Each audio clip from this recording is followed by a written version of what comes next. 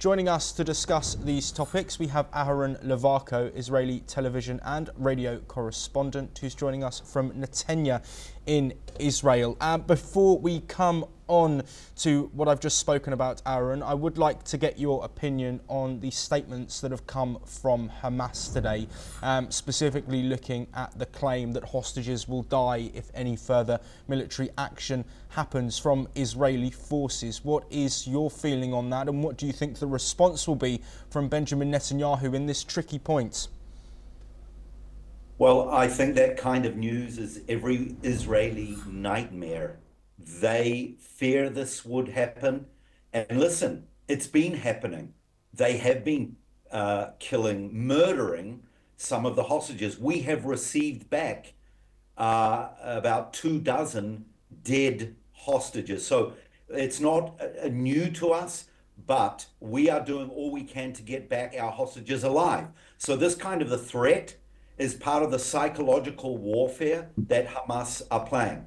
Now, what is Israeli Prime Minister Benjamin Netanyahu going to do? And what is our new defense minister and our new top general going to do about it?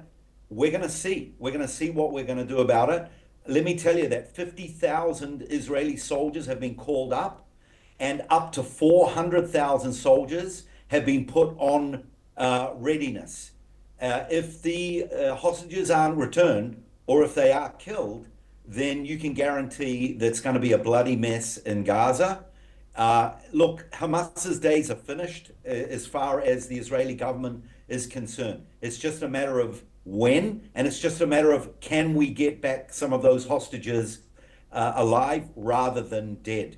It's a complicated situation. Hamas knew what they were doing on October the 7th when they kidnapped 228 Israelis. They knew exactly the leverage that they would have over the government, and they were proved right. And it's been a nightmare for, firstly, for the hostages, then for the families, and then for the nation, who hold every life with the highest of value. That is the issue here. We celebrate life here in Israel, and that's kind of our strength, but it's also our weakness, and Hamas are playing on that weakness.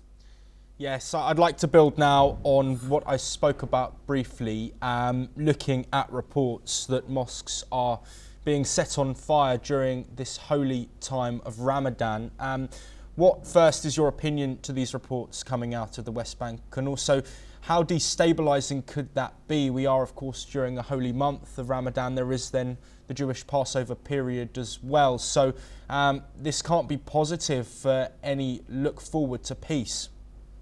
No, I can tell you this. I am going to wait until the investigation is thorough before I start believing that the Israeli army are burning mosques. We have thousands and thousands of mosques here in Israel. I'm a tour guide. I take people all around the country and I show mosques. We're a democracy. We respect freedom of religion. We do not go and burn mosques. So until the investigation is thorough and complete, I'm not going to say we did it. If we did it, then I will respond until the investigation is complete, because once again, propaganda, psychological warfare, and winning through the media are Hamas's strategy. They wage guerrilla warfare, and they are very good at it. At the very beginning of the war, they caused a mass amount of death in a hospital. Who got the blame? Israel, until it was proven that it was Hamas. So I'm not going to say it was Hamas, and I'm not going to say it's Israel. Let's wait until the investigation is done.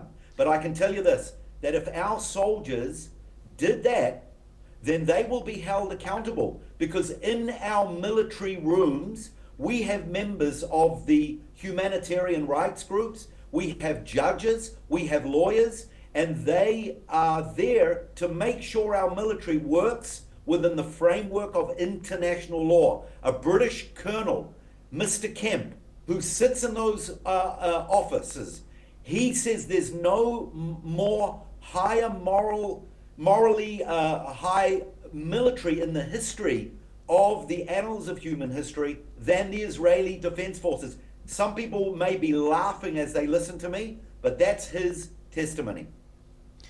I want to now look towards ceasefire negotiations. Hamas designation has gone to Cairo to resume talks, but we are still currently in an impasse. To bring this discussion to a close, with so much going on, so much difficulty being suffered by both sides, Gazans living, Palestinians living in Gaza, people living in Israel, with the situation with hostages and the rhetoric that Hamas are using when talking about those hostages. How vital is it, in your opinion, that these ceasefire negotiations happen and come to a resolution? Listen, we're tired. This is a war of attrition. The nation are tired. People want to go back to their homes. Tens of thousands of people are still living in hotels where they've been living for 16 months. We want this to finish. Hamas can hand over the hostages today and the war will be over. The problem is they're playing hardball. They're asking that the Israeli forces pull out of Gaza, stop fighting. We're asking for our hostages back. So, there is a kind of a breakdown in the negotiations, and yet there are efforts, as you said, from Egypt, from Qatar. President Trump put a new offer on the table yesterday by offering Hamas an extra 60 days ceasefire if they hand back 10 living hostages. That's a pretty good deal for Hamas, but they have refused. So it's not an easy situation. As I said, Hamas, they have the leverage. It's up to them. But time is running out. Patience is running out. Trump's patience has run out. It looks like Benjamin Netanyahu's patience, and our defense minister, Israel Katz, his patience is running out. These next week or two are going to be crucial. If Hamas don't hand over the hostages, I'm telling you, all hell is going to break out. No question about it. The ball is in Hamas's court. The hostages are in their court. We want them back, period.